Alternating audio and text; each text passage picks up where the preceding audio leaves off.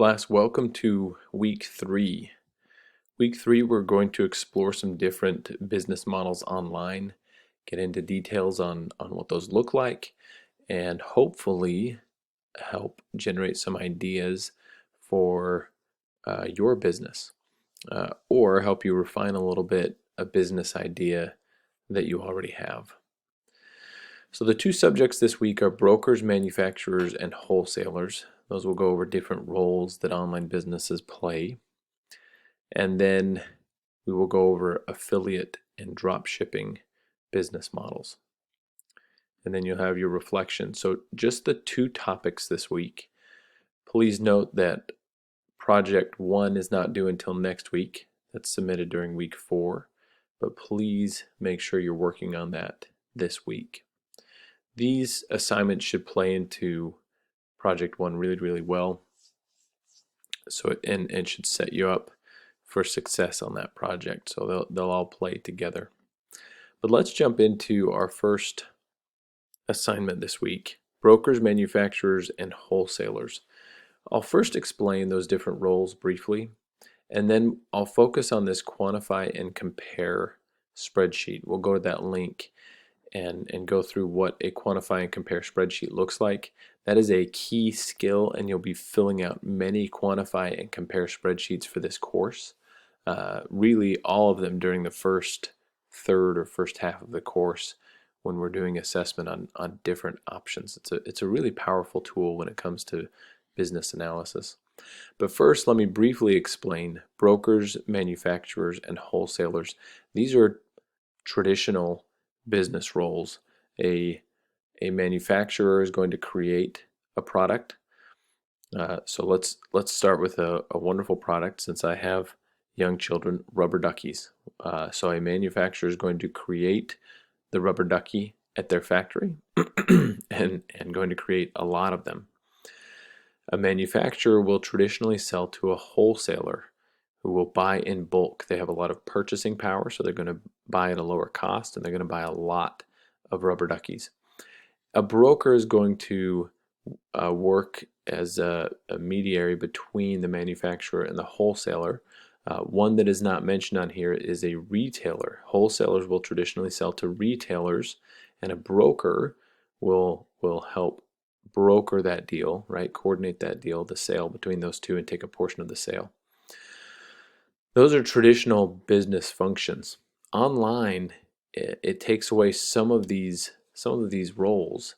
You'll notice retailer isn't even listed because there's not a lot of pure online retailers. Instead, of manufacturers and wholesalers are realizing they can sell direct to the consumer, and the consumer is realizing they don't have to pay the extra cost that a retailer would. Because remember, a manufacturer is going to sell product at a lower price to the wholesaler. The wholesaler is going to sell to a retailer, and then the consumer buys from the retailer at a much higher cost than the manufacturer.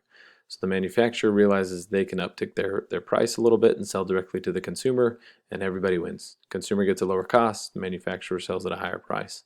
And that's what the internet has done, is allow a change in this model. Now there's still a role for wholesalers, there's still a role for brokers, and you can take on some of those roles. The case this week will help you assess a little bit about what some of those roles are online and what they look like. And to assess those different roles and different options, you'll fill out this quantify and compare spreadsheet. You will base it on the Shady Suppliers case, which again is just an extension of the case study we've been doing, so that should be very familiar to you. But let's go through this quantify and compare link. If you click on that, it will take you to this page, how to quantify and compare. And this will walk you through step by step. I won't read it for you. You can go ahead and read it, but I do want to show you the finished product and just talk a little bit about what that looks like. In this example, we're looking at different restaurant options. And the different restaurant options are a barbecue place, a salad bar, and a burger joint. And the person deciding has multiple different options to start a restaurant. They've always wanted to start a restaurant, and they're trying to decide which way they go. So your alternatives are here.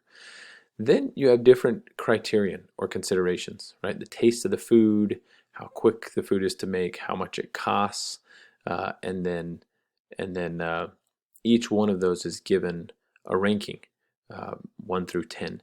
You can do 1 through 100. You can do 1 through 1,000. It won't really matter. For simplicity's sake, 1 through 10 makes a lot of sense. So the person deciding on a restaurant is saying, well, barbecue tastes the best, but it takes forever to cook, but it is the cheapest. And so it goes through and ranks all of them, which would give you totals here. But what makes it really powerful is this weights section up here. And what this restaurant owner is saying is that, the most important thing when considering a restaurant is the price of the food. So 50% of my decision rests on price. Only 25% would be on promptness, 25% would be on taste.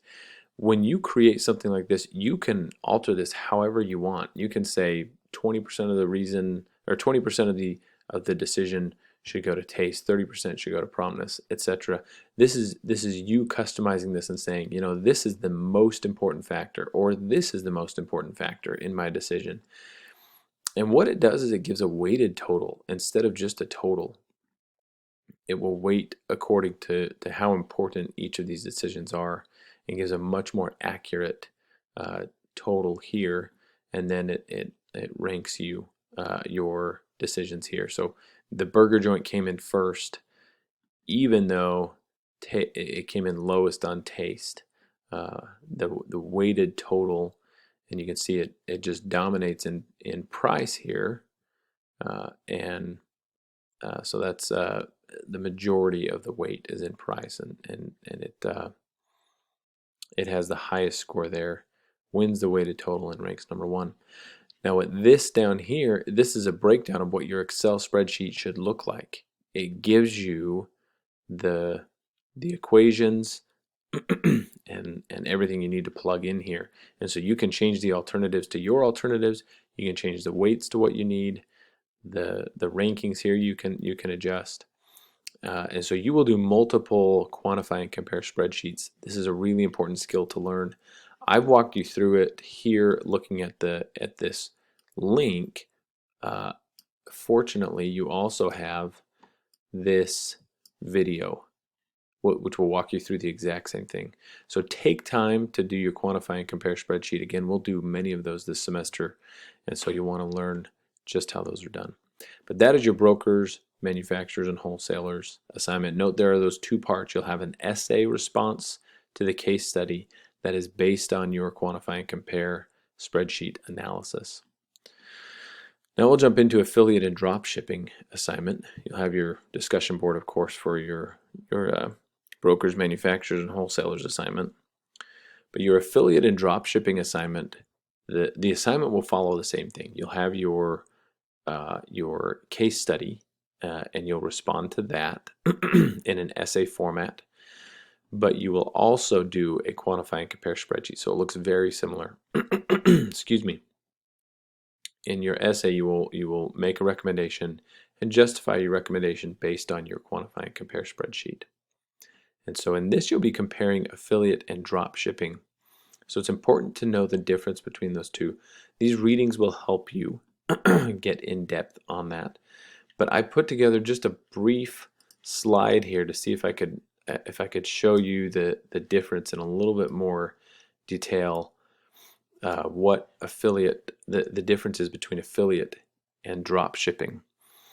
So affiliate marketing is done when you create a website and you don't place your own product on it. Affiliate marketing and drop shipping are done with other companies' products. To do an affiliate marketing website, you'll create the website and then you'll form an affiliate agreement with a partner company. You'll reach out and say, I'm interested in forming an affiliate agreement.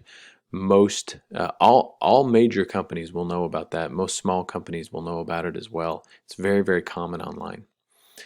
And then once you form that agreement, you will show the partner's product on your site. You'll have a picture of it. You'll display it in some way.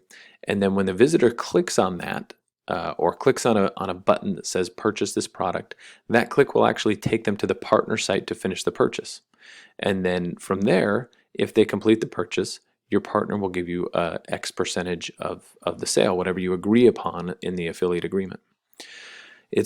Affiliate marketing is very common because the person that runs the affiliate website, right? This is you. If you do affiliate marketing, you don't have to do much customer service because the purchase is done through your partner, and the visitor will often forget that you took them to that site. They're worried about their purchase with the partner. Now that can be good or bad, depending on what you're interested in. You don't really have a lot of control over the price. The customer's not always talking about you in this great purchase experience, but you don't have to deal with the phone call of, hey, my product never arrived. When is my product going to arrive? I'm unhappy with it, etc., etc. Most of that is handled by your partner. So there's pros and cons to affiliate marketing. It's very much hands off. Drop shipping is started the same way. You create the website, note without product on the website, then you form the drop shipping agreement, and you show that product on the site. So all that looks very much the same. However, when they click on to purchase that product, you finish the purchase on your site, and then the finished order, once they complete the purchase, goes to the drop shipping partner, and they ship the product for completion. And so you then are taking on the customer service effort. The customer feels like they're working with you the whole time. They oftentimes won't realize that the product is coming from a partner. So there's a little bit more work on your part. However, typically you'll have a little bit more control over the price. The drop shipping company basically says you can set whatever you want as the price. We are going to we're going to ship it for whatever you sell it for, and the margin that you make off of that is determined in the agreement, the drop shipping agreement. So I hope that makes sense, the difference between affiliate marketing and drop shipping. Two very similar business models, but very common online. So that will be about it for our topics this week. You will have your reflection, of course, your discussion on affiliate and drop shipping, and that will be it. So please reach out if there are questions about the Quantify and Compare spreadsheet or any of these different business models, and I would be happy to walk you through those. Thanks, everybody. Enjoy this week.